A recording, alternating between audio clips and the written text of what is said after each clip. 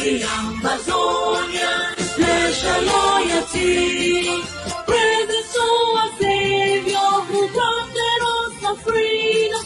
Allegiance to the hero who fought along we gather. Glory to glory, we rise and never to fall. Here in a nation, flowing with and holy. Glory, glory, glory to the Father for making you a nation, a joy forevermore. Ambazonia, land of freedom, you shall live in plenty, meeting our need. And your children shall be like the stars above. The Most High God being the watchman of this nation. Ambazonia, land of freedom, you shall live in plenty, meeting our need. And your children shall be like the stars above. The Most High God being the watchman of this nation.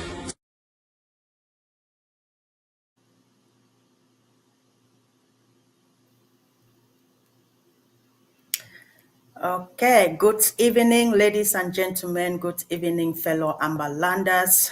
Happy New Year 2025 to you all. I hope you had a great time with your family and you extended a hand of fellowship to your fellow human beings. So, ladies and gentlemen, like I said, good evening to you. Good evening to you, freedom fighters. Good evening, supporters of justice around the globe.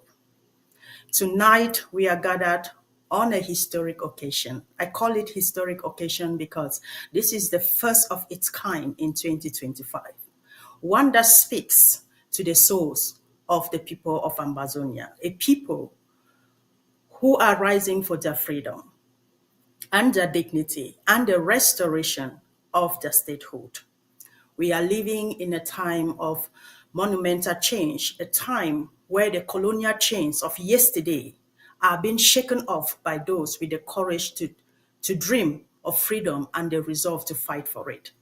And this has been the story of Ambazonia.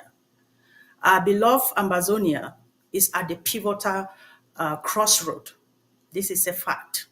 The question we are asking ourselves is no longer if we will gain independence.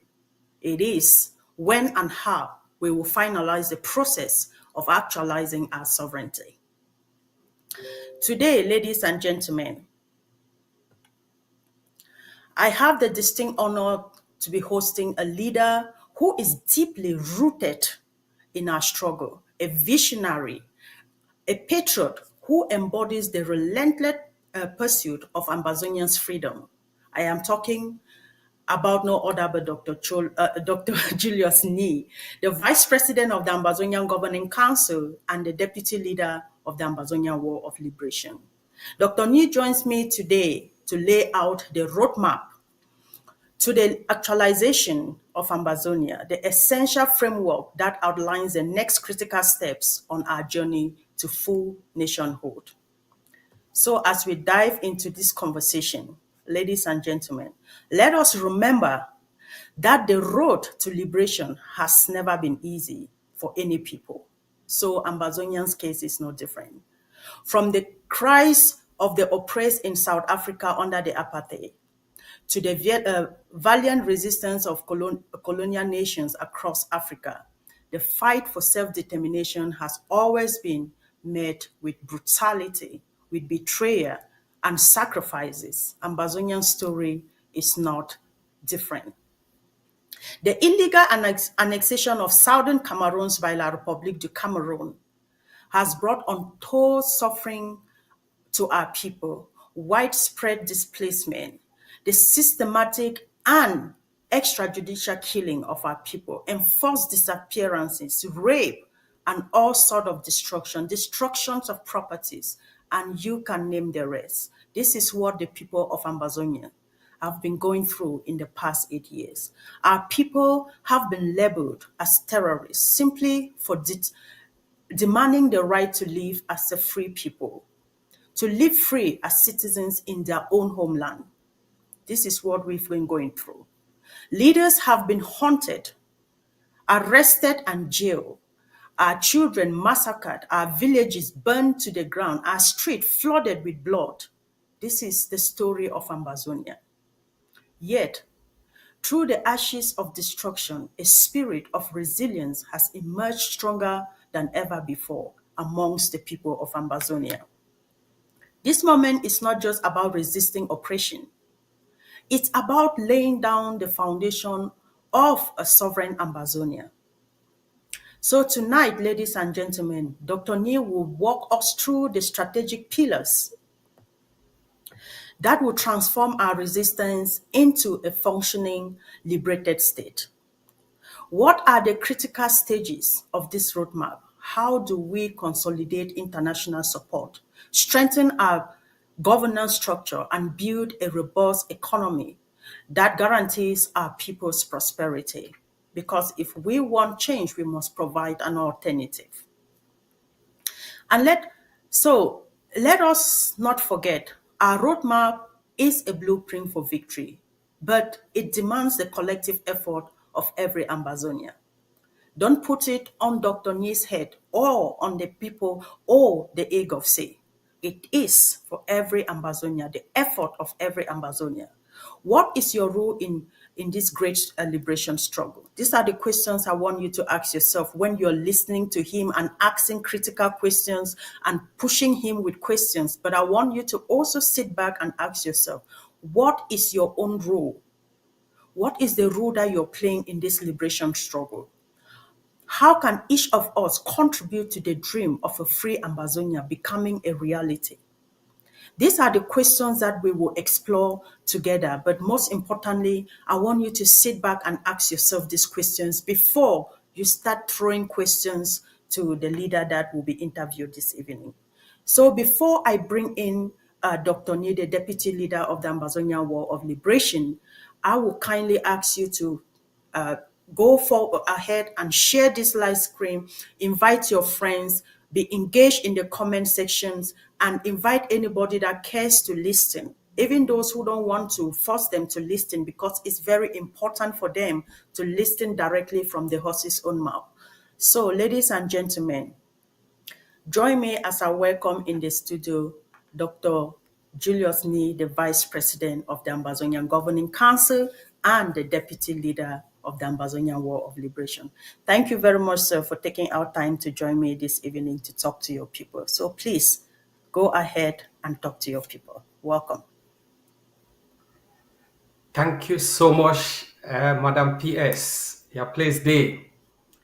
Good afternoon, good evening, good morning, Ambazonians, wherever you find yourself around the globe, especially those who are incarcerated in jails in La Republique, in Nigeria, as well as in Europe and the US, who have been fighting, who have been advocating for the Ambazonian people to be free, to be recognized as a people. I also wish to thank everyone else within the organization outside of the Ambazonia Governing Council that has relentlessly supported in whatever way the dignity, the freedom of the Ambazonian people. Today, we'll delve a little bit more into the workings of the roadmap to the actualization of our freedom in 2025. This generation has told the occupier, La République du Cameroon, through our actions, our postures, our strategies, that their end in Ambazonia is near, that they are barbarians in Ambazonia. You will see them no more. So the Egyptians that you see them parading our street in armor cars, you will see them no more. We shall see them no more. Amen. That was a very good one to close with. Thank you very much, Mr. Vice President. And that is to tell you that even though he holds the gun with one hand, he also holds the Bible with the other, because these two, they work hand in glove. So thank you very much, sir. And Ambazonians are very delighted to see that you've been giving them directions and showing them the path, the way forward for the liberation. Because, sir, many were of the opinion that when Dr. Cho Lucas Ayaba is taken out, there will be no Ambazonia or no egg of sea. But this has not been the case since the arrest of our president, Dr. Cho Lucas Ayaba. What word of encouragement, or what can you say in respect to this before I go deep into this? Because this is something that has been in the minds of people, and it has discouraged a lot of people, but you have proven them otherwise. So please talk to your people, sir. Thank you so much for that question. Fellow Ambazonians, Dr. Cho Lucas Ayaba embodied your aspirations. They embodied the ideas for which Ambazonia is fighting to get rid of the occupier.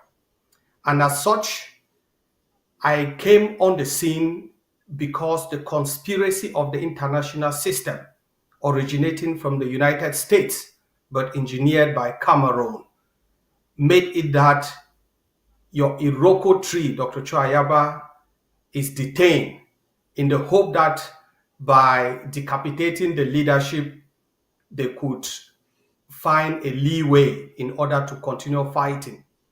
But also, it was proof to the Ambazonian people and the international community that, unable to beat us on the ground, they now open another route, another pathway, another fight, the legal fight.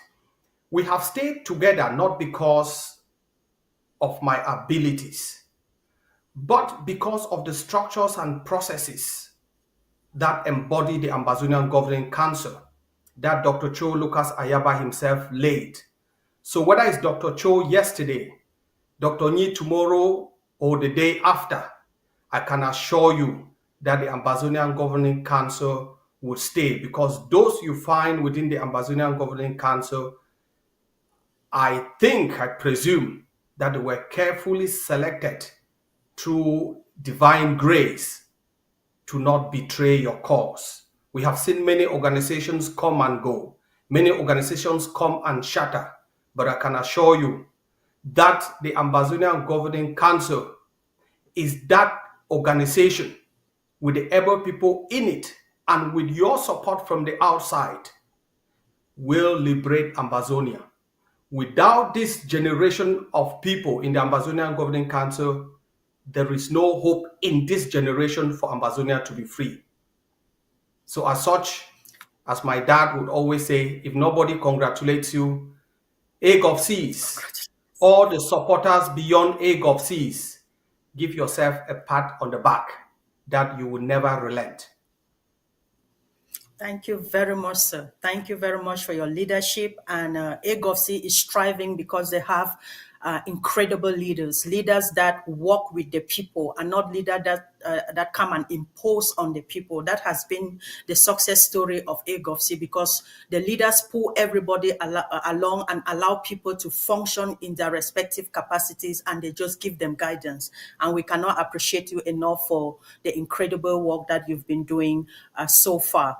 And Mr. Vice President, there's been a lot of agitation on it has been like a norm for La République du Cameroon that on the 31st of December, the old vampire comes out and give a New Year's speech and whatever plan that they have for Cameroon. And some Cameroonese were waiting to see you as the leader, because you are the current leader of the liberation now, to come out parallelly to also give a speech on Ambazonian struggle and where we are. But shockingly, you were nowhere to be found, not even on the first, not on the second, not on the third, not on the fifth. There is already a change on everything there. The way people operated before, and we are seeing this drastic change. Educational system is changing. Even talking to your people, addressing your people, you are putting it in a very different way. So what is this message you're passing to the world, sir? Thank you so much for that question. The Ambazonian quest for freedom and the dynamics that shape it constantly change. And with every new leader or new person occupying a particular position, there are different ways of working, which in aggregate become effective and efficient. So my approach was not to follow Cameroon. Cameroon and Ambazonia are two parallel countries, parallel lines. So the appearance of a 93-year-old senile president whose speech was even disregarded by his own people, where some people broke their TVs just watching him lie, watching him talk, devolved from reality of what is happening in his country. You realize that we needed to consult more. So it was a time of consultation within the organization and beyond, so that our strategies are refined from ground zero through to the diaspora before we come out. And that we only come out to give you what matters, to provide directions, strategies, and policies, and not any social media postulation or posturing. Thank you very much, sir. And that is, it's very important that you make this very clear to some of them that think they still live in the illusion that we are still Cameroon, or that we will be functioning the same way that Cameroon functions, because any country that will try to replicate the functionality of Cameroon is doomed for destruction. So there is no way Ambazonia will go down that path. So, Mr. Vice President, today we want to talk about the actualization. We talk about the liberation tax, which is the baby of the organization. And we want to talk about diplomacy, and we'll also talk a little bit about the detention of the leader and also the way forward. We know that you came out 2 days ago or a few days ago, and you just pour out fire on La République du Cameroon, and you gave so much hope to Ambazonians when you came out and you started talking about what we are planning to do and the plans that are in place. We are talking about the blueprint that you brought on board. So, sir, just in a few words again, I would just like you to summarize the few things that you know that are most important for the actual for the way for our struggle at the point in which we are right now, so that people will know that we are moving from this space to this one, from this stage to this one, till when you said 2025 is the year that we are settling. Please talk to us, sir. 2025 will be written down in history as the year that the official recognition of Ambazonia began.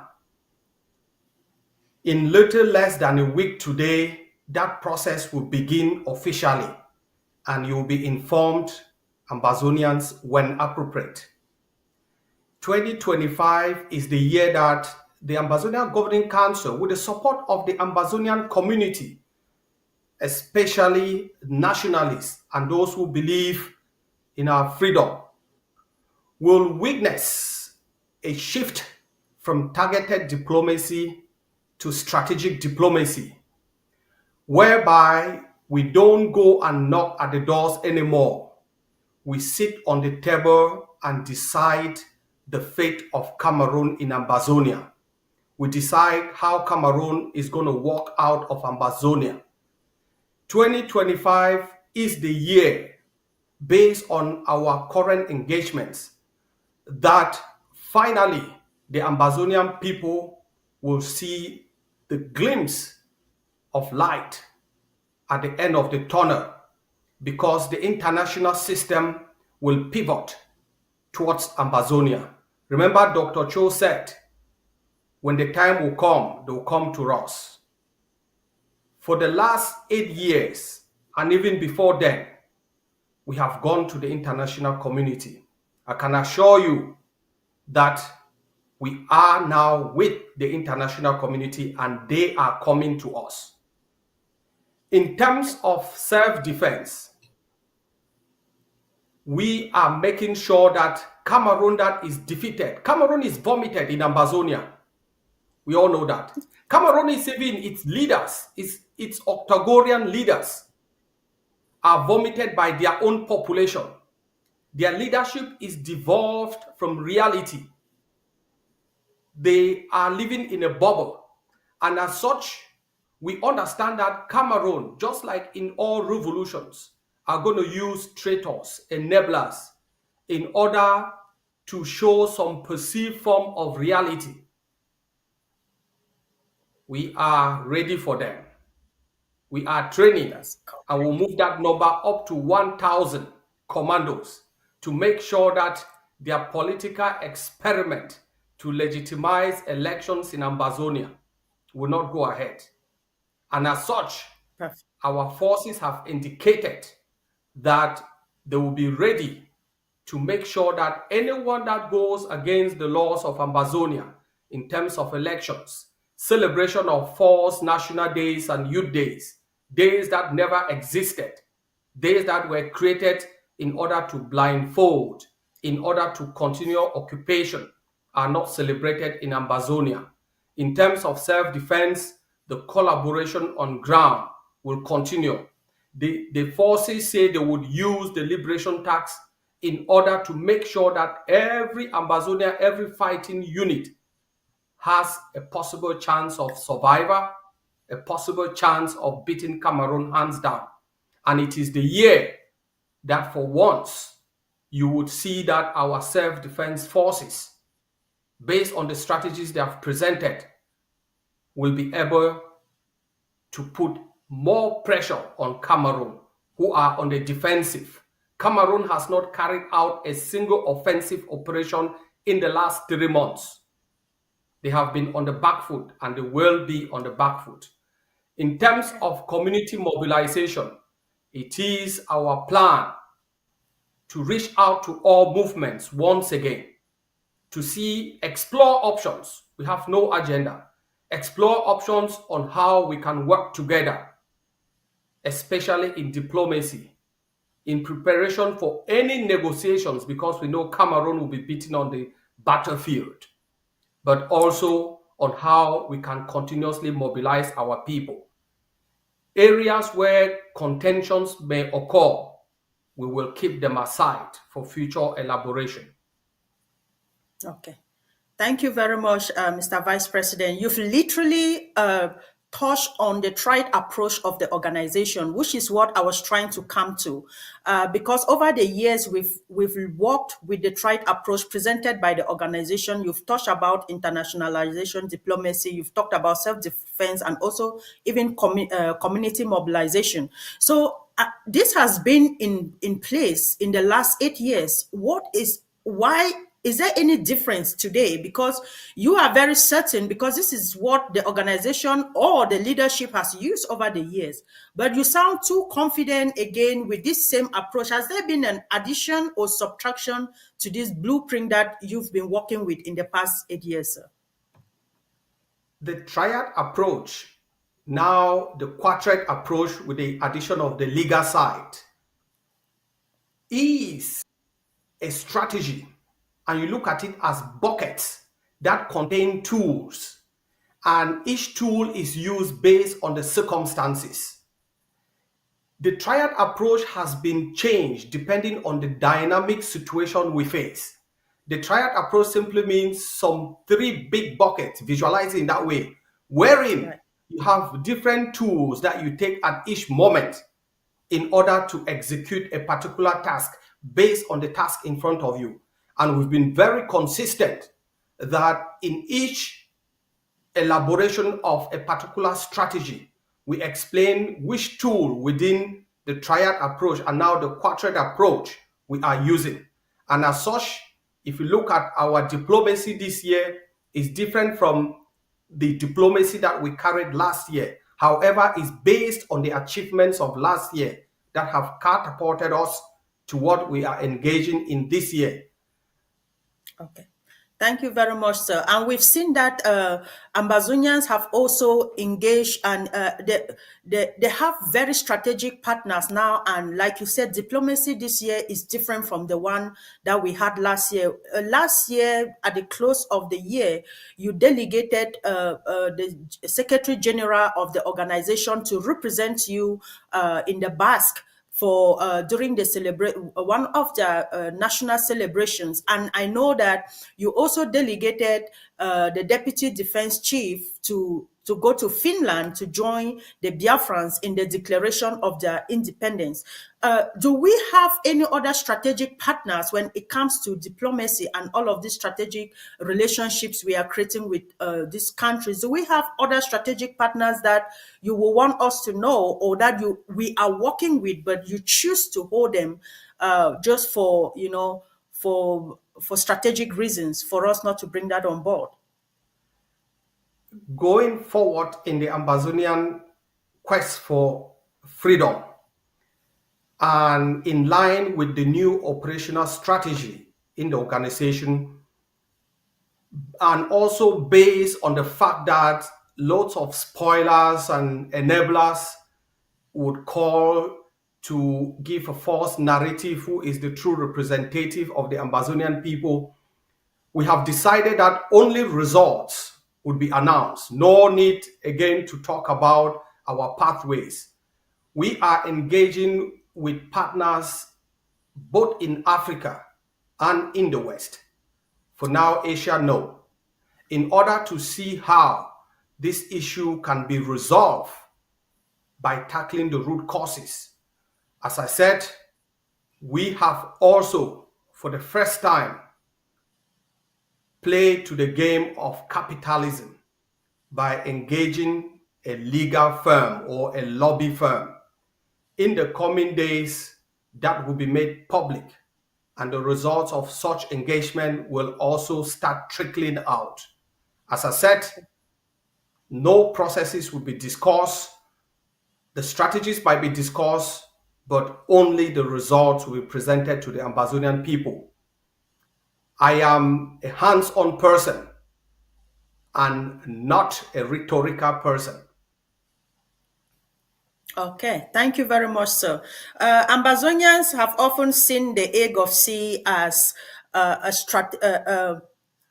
typically defense organization, but they've never really seen the political part of the organization. But from what you're telling us now, there has been a lot of work going on, and the people have never been really aware. So, are you saying that Egg of Sea is open to not just self-defense, but you are engaging in other aspects that can definitely bring Cameroons to its knees?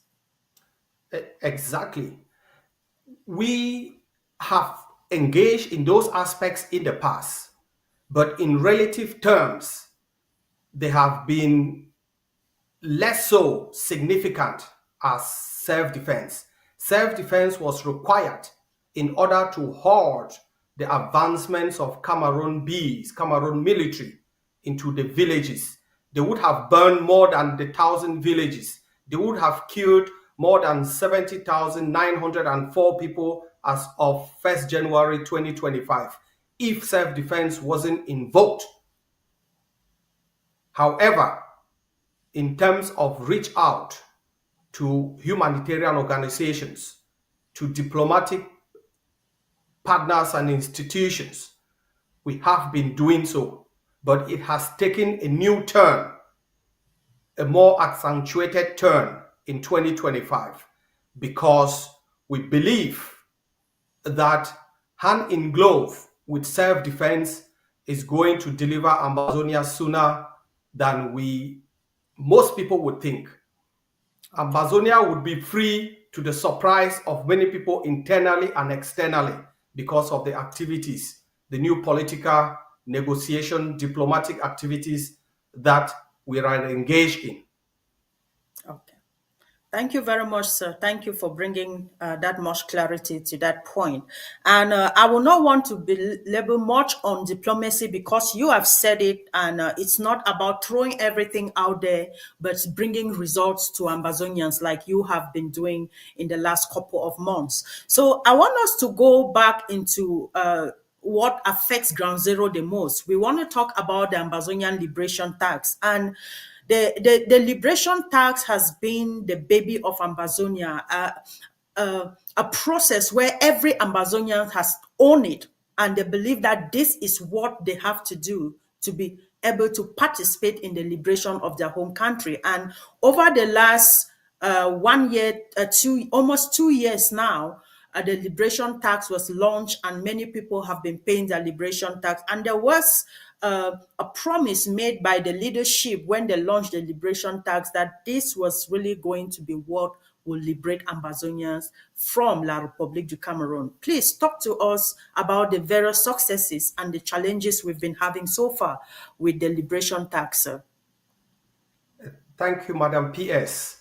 I wish to sincerely, from the bottom of my heart, on behalf of the Ambazonia Governing Council and the ADF, congratulate the ADF on the ground that brought up the idea of the liberation tax. I want to also congratulate all of you, even those refugees outside of Ambazonia who have contributed their liberation tax for 2023 and 2024. The liberation tax was launched on the 24th of June, 2023. So it's just over a year and a half. And we have racked in a lot of support from that liberation tax. However, we have not reached the critical point that we earmarked for full investment. And as such, your money is safe. I know Cameroon is looking for clues of where the money is. However, Cameroon, the money is on ground zero, where you are fighting. The diaspora has been very good in contributing, and they've contributed 1/5 of that money, just over $30,000 last year alone. It shows you how the response to the liberation tax is. In ground zero, I know people are faced with issues of paying and keeping their receipts because the colonial powers want to identify who is paying. But just like in every revolution, whether it is Ukrainian defending themselves or any other country, they have self-funded their own freedom.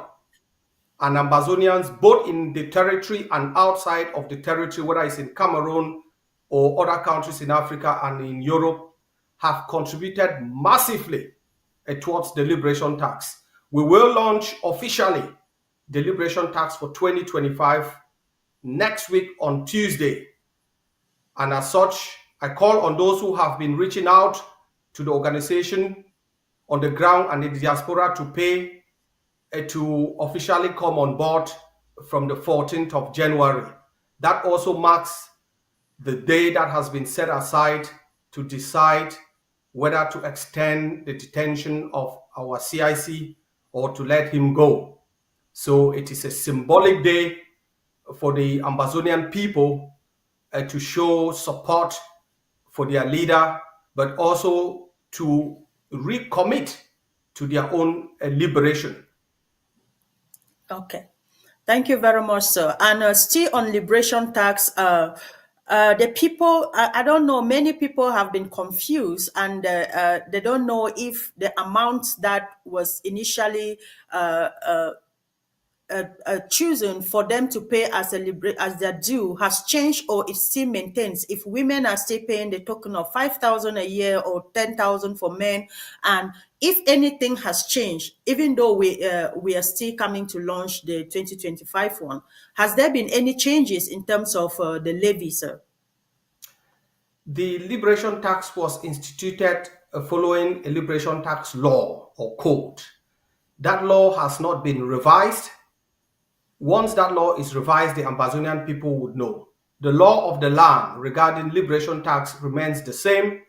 The amount for men is 10,000 AMBA, For women, it's 5,000 AMBA on ground 0, ground 1, and other areas within Africa. In the diaspora in Europe and North America, the liberation tax stays the same at $100 per year. Perfect. Thank you very much, sir. And again, in terms of collection of the liberation tax, have we changed the system of collection? Because this has to be very clear to the people. Has there been any changes in terms of collection? The people responsible for the collection, do we still have the transitional authorities responsible, fighters responsible, or we've had new set of people trained to do the collection on the ground? We maintain the same structures, but the people have been augmented in the fact that we did not have enough human resource capacity to collect last year. And as such, we have trained new personnel to add to ADLA on the ground. The sole authority collecting on the ground is ADLA, supported by the self-defense forces. I know Cameroon erect checkpoints in order to collect its own taxes. Cameroon arrests civilians in order to ask them to pay ransom before they are released. But our people, both in Cameroon and on the ground in the diaspora, have shown resilience. You contact the same people if you want to pay your taxes, or you go on our website and you can pay anonymously. So the systems that are working remain the same. And remember that your money is in good hands.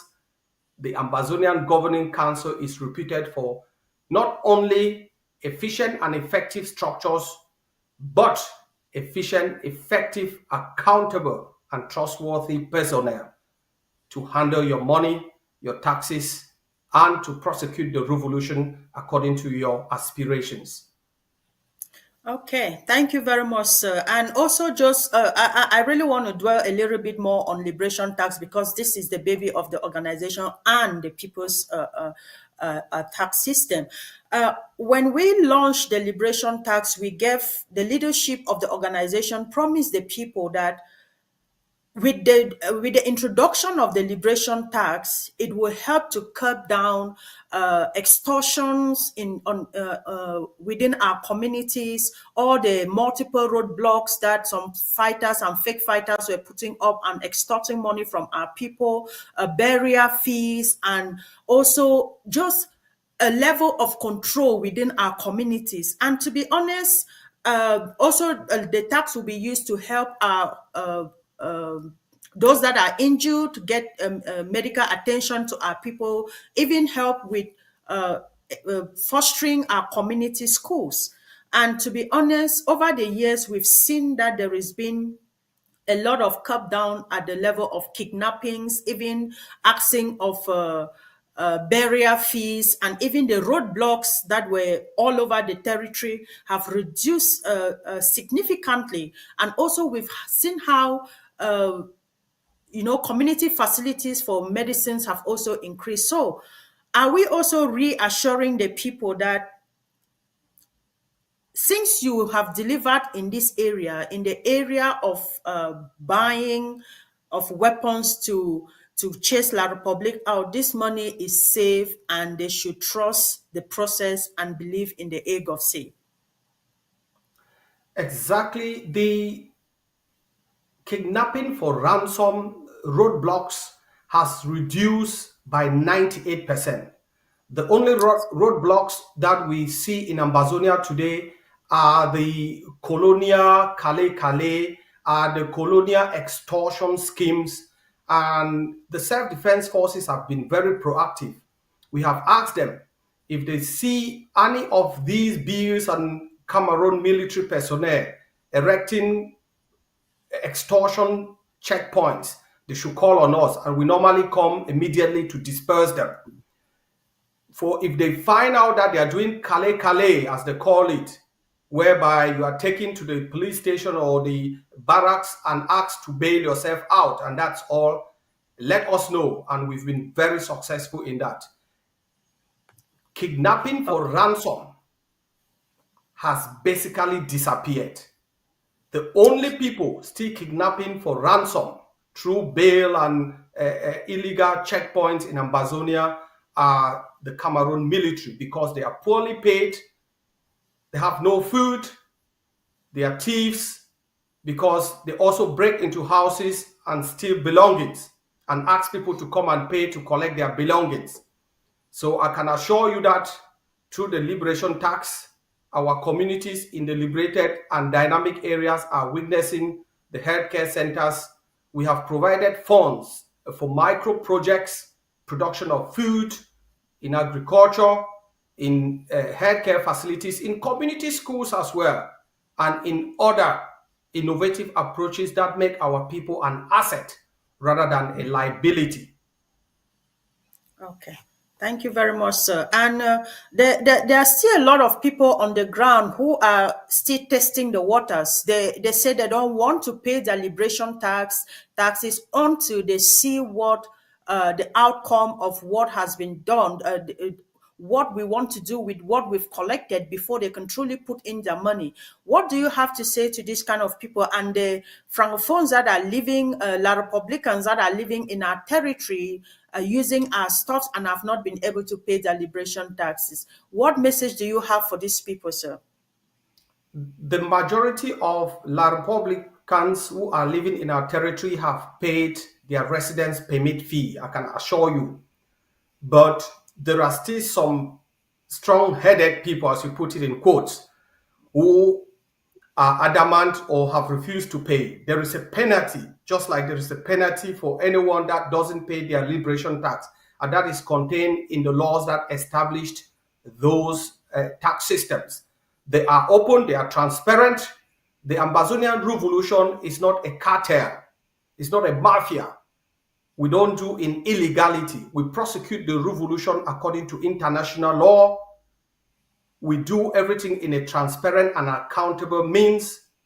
And as such, we ask anyone who has not paid their liberation tax to comply with the law. Else, the consequences are well spelled out in the tax laws. We also ask those residing within Ambazonia who have not paid their residence permit to move ahead to pay their residence permit, because the law has no limits. The law would not segregate between persons despite your rank, your role, your personality.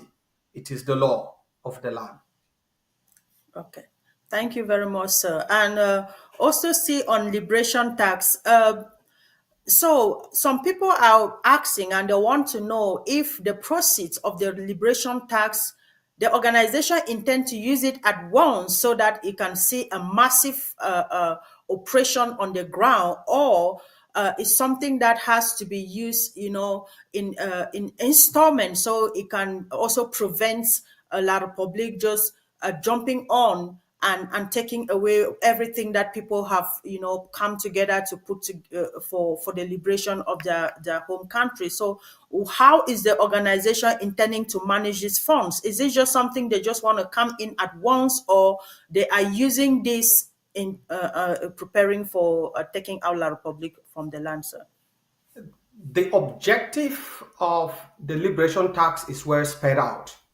Once we reach a critical mass, and that critical mass is well defined, we will use it at once and arm every fighter.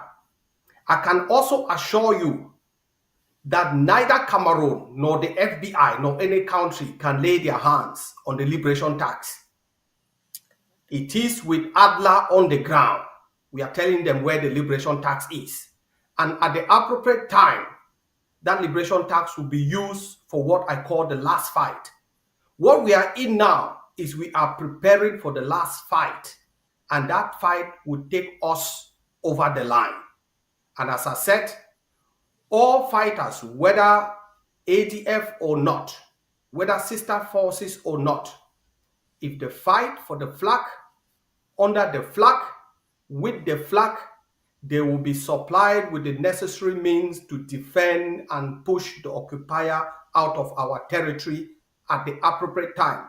And that appropriate time is within reach.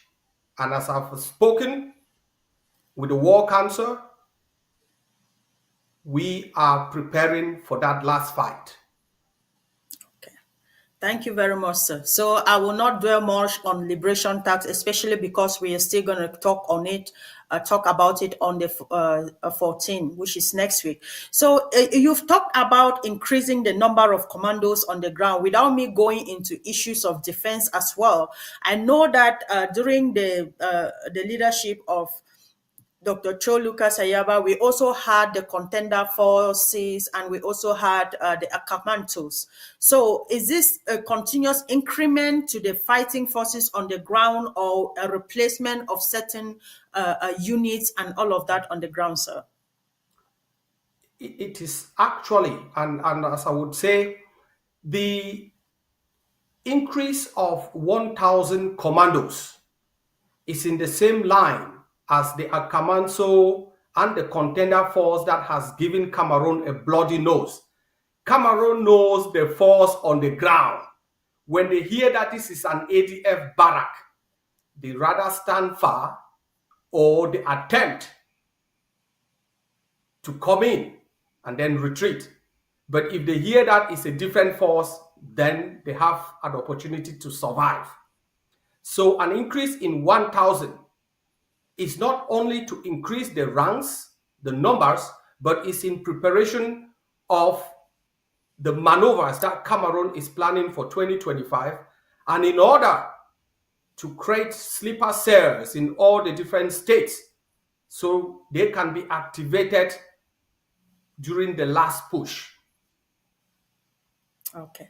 Thank you very much, sir. And that really says a lot about Ambazonia, because if we look at the progression, we started with the Changshu boys, and today we are talking about commandos. Ambazonians should give themselves a pat in the back because they've done incredibly well for themselves, defending their homeland. People who came out with bows and arrows, and today they fought a military that has been trained by the Israelites, by Americans, by many other developed countries, and well-trained military. So we just want to use this opportunity to honestly honor our fighters and appreciate them for their resilience and standing strong to defend our homeland till this day, because it's not easy, especially looking at where they started and where they are today. We just want to appreciate them for that. So, let's talk about the leader of the Ambazonia World Liberation, Dr. Cho Lucas Ayaba, and his detention. I know you touched a little about it, and I know you also will not even want to dwell much on this, but just give a little update to Ambazonians, because they are always anxious to know about the CSC. Even when they pretend they don't love him, they still want to know about him. Exactly. I think some form of love is showed through hate, and that's the case with Dr. Cho Lucas Ayaba. He's been detained, as we know. We also know we had a correspondence from Kripos. We also know that his detention was engineered from the United States by a lawsuit in the United States court. We know that the Norwegian legal system is taking its course, and that the lawsuit is politically motivated. As it stands, Norway or the Norwegians have not found any incriminating evidence. However, they are still pursuing their case to see if they can find a smoking gun. And with all police, all prosecuting institutions around the world, it will be a slap on their face if they keep him for this long and they don't find any attempt of indicting him.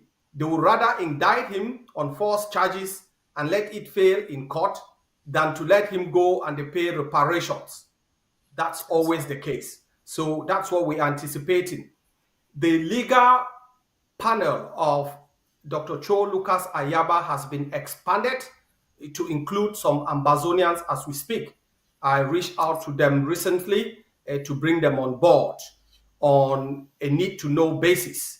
So even those Ambazonian reputable lawyers that have been brought on board might not speak to the Ambazonian people because we are still in the investigation phase. That is why there is less information, because in the investigation phase, nothing is proven, and no evidence has been had by the prosecuting authority. And as such, we don't want to interfere with the collection of evidence, with the prosecution, and with the defense. But rest assured that we hired a private lawyer for that regard, and we are working with other lawyers in different countries to defend Ambazonians in the US, in Europe, in Ireland, in Belgium, all over the world. And we ask Ambazonians, as we've done, to contribute to the Legal Fund Drive. The Legal Fund Drive, it's on the screen, and we'll keep publicizing that. I also thank those who have contributed. I think we are just below $15,000 for the Legal Fund Drive as it stands. And I think there are more Ambazonians willing, and non-Ambazonians willing to contribute to fight for justice, because this is a case of injustice. As I said, we now know it was politically motivated with the hand of Cameroon in them, and the lawsuit originated from the US and then used by the Norwegian system. It's also good to note that basically the Norwegian legal system doesn't have a bail process, so there is no bail. It's not uncommon in Norway to find out that the justice system compensates those who have been held in detention for crimes they didn't commit at the end. So this might also be the case with Dr. Cho, but as I said, generally the prosecuting service will never let people go to save face, but also to show that they are doing some work. And for now, this is all we can tell you. With hindsight, I also think that Dr. Cho might not be released on the 14th. Just hindsight, for the record, the Norwegians are traveling to Dublin on that date to interview me. I have voluntarily agreed to be interviewed, and they cannot be interviewing me and at the same time he is released. There are other AGOVCs that the Norwegians would like to speak to. We are transparent in the prosecution of the war. We are transparent in financial transactions to help our people, to help the suffering, the incarcerated, and we are not engaged in any unlawful activities. We have simply invoked the responsibility to protect our civilians, and so we will die protecting our civilians. This generation is that generation that will bring an end to Cameroon's failed adventure in Ambazonia. So don't expect to see your president out on the 14th. It will be extended with hindsight. Perfect. Okay. Thank you very much, sir. And we are, all hopes are not lost. A miracle can still happen, and he can still come out on that day. But thank you very much, and I'm very glad the way you put it. The organization is open, and you have voluntarily accepted to be interviewed by them. That is to tell them that we don't have anything that we are hiding, and we hope that all Ambazonians can really get be encouraged by what you are doing and what the organization is doing. So I will not want to dwell more on this, because you've really expatiated on the detention and what is happening and the legal process. But just one question. A lot of people are now saying, oh, please, they should include barrister or Dr. David Masanga in the legal defense team of Dr. Cho Ayaba. Is this something you're considering, or you would just want him to work the way he's been working, sir? I wish to sincerely thank Dr. David Masanga. We've had a cordial relationship. He's also engaged in the legal battle. We have initiated loads of different legal fronts, and he is one of the front. His organization is one of the front.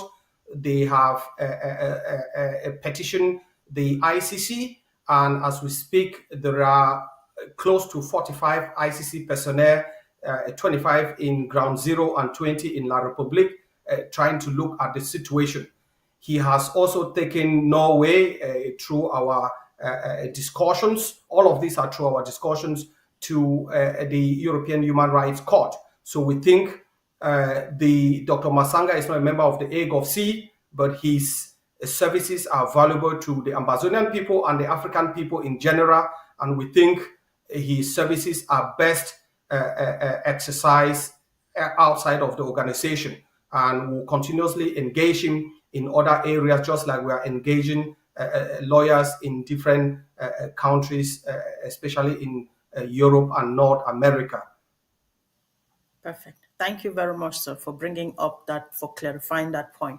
So I will not want, I know you are a busy man. You have so many meetings lined up on your decks right now, and I don't want to keep you here for long. You've spoken to your people, they've listened, and I'm sure they are encouraged. And please, just a way forward, just to speak to these Ambazonians who maybe became discouraged when Dr. Ayaba was picked up, or who maybe feel that the war has been prolonged and this is not what they were expecting. What message do you have for them, and what way forward do we have for this struggle, sir?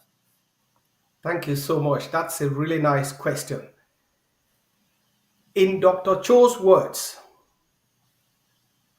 a quest for freedom, for liberation, is not a walk in the park. It therefore means that there are ups and downs. There are days that you wake up, you feel happy. There are other days you get a punch from the enemy and you feel sad. The arrest and detention of Dr. Cho is one of the many different setbacks that we've had. We lost General Ivo. The ADF did not die. The AGOC did not die. We lost General Efang. The ADF did not die. The AGOC did not die. We lost 39 in Bui due to internal enablers. The AGOC stood strong. It is but normal that when faced with setbacks, you take a step back. The Ambazonian people took a step back, re-evaluated the situation, and realized that the foundations that the organization put in place, the ideas of the president, Dr. Cho Lucas Ayaba, are enduring, they are sustainable, and as such, that initial loss of hope has subsided, and people now believe in the organization. Some naysayers and some hopeless thinking people thought the organization was going to split, was going to be in shambles. Little did they know, for this generation, for Ambazonia to be free, without AGOC, without the ADF, we will pass the baton. But that baton is not passing because we have decided that we will fight to the last man standing. And the rejected cornerstone, the ADF, that was questioned where they were fighting, is that force that will liberate Ambazonia. Like it or leave it, we will liberate Ambazonia for all Ambazonians. And for all enablers and traitors, your days are numbered. In the Algerian Revolution, the traitors and enablers surpassed the nationalists by 5-1. Yet, the nationalists won. In no way, those who collaborated with Hitler were more than the nationalists. The nationalists in no way that are prosecuting Dr. Cho won. I will be telling their interrogators when they come here, I want them to come. That's why I volunteer. I want to educate them on what they don't know. The arrest of Dr. Cho is a wrong or little understanding of the stakes in the Ambazonian Revolution by the Norwegian authorities. And as such, I would like Ambazonians to believe in the organization. The organization is not a person.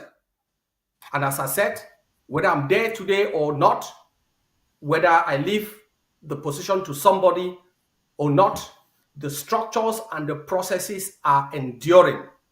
I believe in them. And Ambazonians hold the AGOC, just like AGOCs themselves, to high esteem.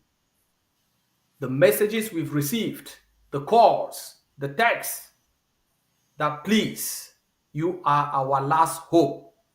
If you sell again, or if you disappoint us, these La Republique people will kill us, not only in their own country, but in Ambazonia as a trophy of war. As such, I can assure you, Ambazonian people, we will leave no stone unturned. I would rather die than submit to Cameroon. It will never happen. We have pledged that under us, this generation that is ingenious, we will fight Cameroon. And you know what? I want Cameroon to be ruled by Biya when Ambazonia is free. I know Cameroonians don't want him. They even want a devil to lead them in the next elections.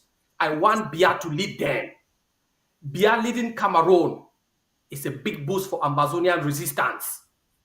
Biya leading Cameroon, make sure that when Ambazonia is free, he will be able to witness what he has fought his entire 93 years against that has come to fruition. It will make me even more happy than the freedom of Ambazonia.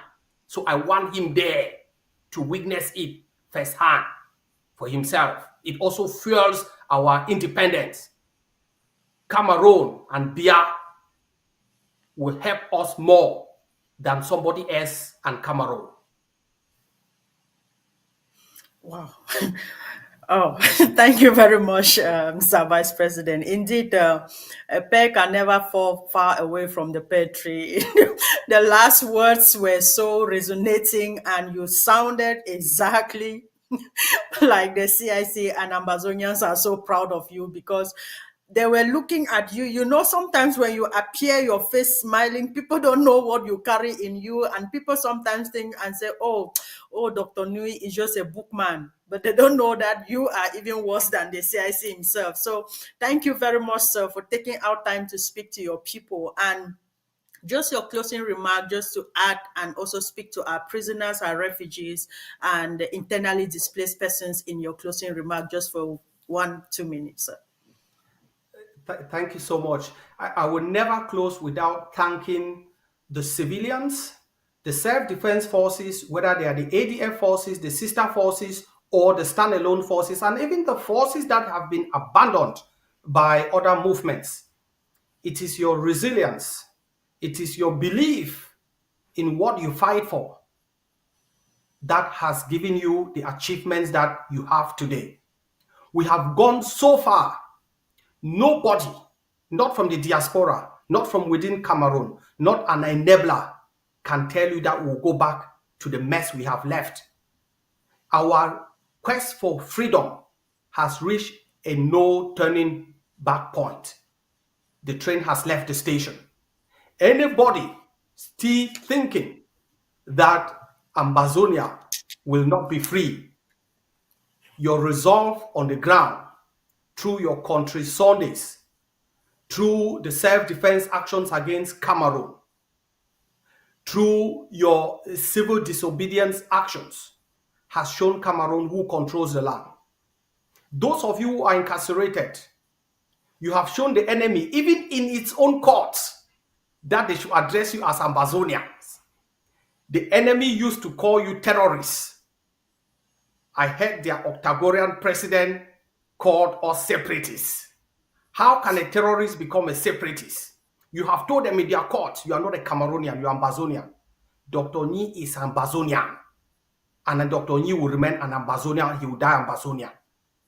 For those of you who have been displaced internally, externally, who are refugees, and every time you sleep and dream in the night, you find yourself back home, it's only telling you the days that the jails will be open and you come out, the days that you leave those faraway countries and come back home, they are within reach.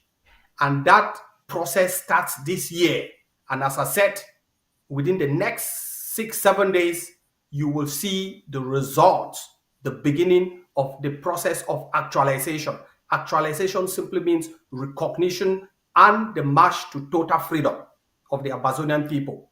I thank your resilience, the people working day in and out within the organization. Sometimes we take credit as leaders. We actually don't do anything. We simply take what you've done and present to the people. I say thank you so much for standing with Dr. Cho, for standing with the Ambazonian people, for standing with the forces, for standing with the locked up the incarcerated, for standing with the refugees, the wounded. There's so many Ambazonians doing marvelous things on the ground through their NGOs and through personal effort. That is of note. Ambazonia will remain indebted to all of your contributions, to all of your sacrifices, and that as one people, let this year be the year that we collaborate in order to end Cameroon's occupation in Ambazonia. As I said, the barbarians you see today in the names of bees and governors, you shall see them no more. Hallelujah. Thank you very much, sir. Thank you very much. And once again, on behalf of the Ambazonian Governing Council and the people of Ambazonia, thank you for taking our time this evening to talk to us. Thank you for encouraging our people. Thank you for reigniting the spirit of Ambazonia in the hearts of Ambazonians who maybe lose hope because a fighter died on the ground, or because the leaders were picked up and they are now incarcerated. You have reignited and given them hope, and you've given them the promise that they've always wanted to hear. Liberation is what they want to hear, and as a sovereign Ambazonia is what we will deliver to them. So thank you very much. And our prayer is that God will continue to protect you, and you will stay to be here and see La Republique go on its knees and make sure that Pobia, in fact, we were praying for Pobia to die, but now based on what you've said, in fact, I'll no longer pray for him to die. He should stay alive and see Ambazonian liberated. So thank you, sir. And studio, if you can take the vice president out, we will conclude this evening. Thank you so much. And thank you, viewers. Have a lovely new year. Thank you, sir. Okay, fellow Ambalanders, thank you very much for your time this evening. We've all heard from Dr.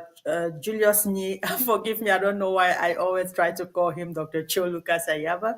We've heard from the deputy leader of the Ambazonian War of Liberation about the strategic pillars that will guide us forward. This is what we've all been looking for, because there is, even in your own regular life, you plan your year ahead. And this is what he has done through these strategic pillars that he's talked about. And so, the sacrifices, he's also talked about the sacrifices of you and I, him and those in prison, because those that are in prison sacrifice their freedom to be for Ambazonia. Those that are in the bushes, they sacrifice their homes, their freedom to live in those deplorable conditions. So all the sacrifices, he's talking about the vision, the unwavering determination that we require to bring on board so that our dream of a free homeland and sovereign Ambazonia can come to realization. And again, the roadmap to freedom is not just a document, like we all know.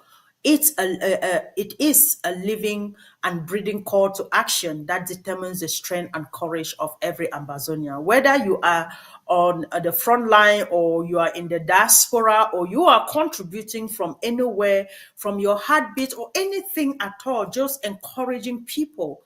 That is the living document we are talking about. So don't think that the roadmap is just going to be a document. It's a call for action. It's what we want to see happen in Ambazonia.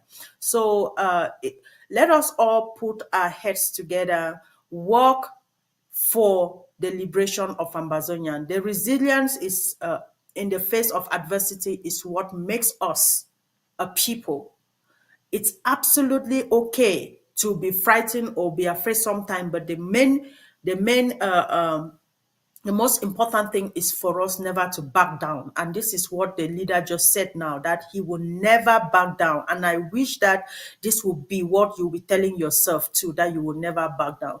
So, ladies and gentlemen, thank you very much for your time, and Happy New Year to you and your family. And please let's continue to mobilize our people in our respective countries, wherever we are. Continue to support our refugees, continue to support the fighters on the ground, their families, their children, and also our refugees and those in prison. Let us continue to support them in whatever way we can. If we continue to wait for United Nations Human Refugee Council to come and support them, or all these these human rights big organizations, our people will die of starvation. Let us just, in any way we can, continue to support our people. So, God bless you all. Short live the struggle and long live Ambazonia. God bless you.